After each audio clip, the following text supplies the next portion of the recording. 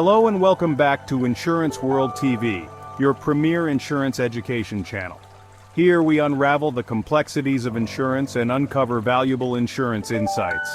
Today, we're diving into two critical clauses in insurance policies: the locked boot clause and the locked vehicle clause. These clauses are essential for understanding how coverage applies in the event of theft from a vehicle. Let's begin by defining each clause and then differentiating when each applies.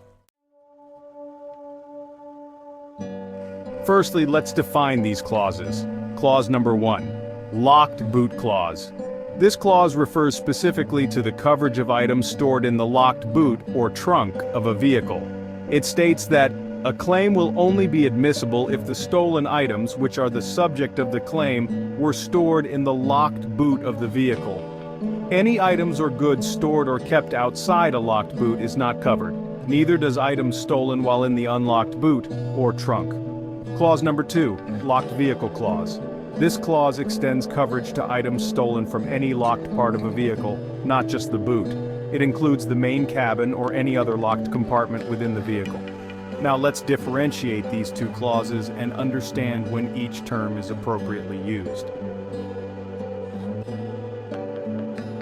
The locked boot clause specifically applies under the following conditions. The item must be stored in the boot of the vehicle. The boot must be locked. There must be evidence of forcible entry into the boot for the claim to be valid. In contrast, the locked vehicle clause is broader and applies under these conditions. The item can be stored in any part of the vehicle, as long as that part is locked. The vehicle itself must be locked. There must be evidence of forcible entry into the vehicle for the claim to be valid. To qualify under the locked boot clause, the item must be securely stored in the boot. The boot must be locked at all times. There must be clear signs of forcible entry into the boot. When is it appropriate to term it as a locked vehicle clause? The item can be in any locked part of the vehicle, not limited to the boot. The entire vehicle must be locked. There should be clear signs of forcible entry into the vehicle. Understanding these distinctions helps ensure accurate coverage in theft scenarios. Insurance policies insist on locked boot and locked vehicle clauses for several key reasons. 1. Enhanced security. Both clauses aim to reduce the risk of theft by encouraging better security practices. 2. Risk mitigation. These measures help insurers manage and mitigate the risk of claims due to theft. 3. Clear conditions. Clear conditions for claims help avoid disputes and streamline the claims process. 4. Policyholder compliance. Encouraging compliance with these clauses promotes safer behavior among policyholders. Understanding these reasons not only helps in comprehending the policies better, but also in appreciating the balance insurers must maintain between providing coverage and managing risks. Here are some practical tips to maximize your coverage.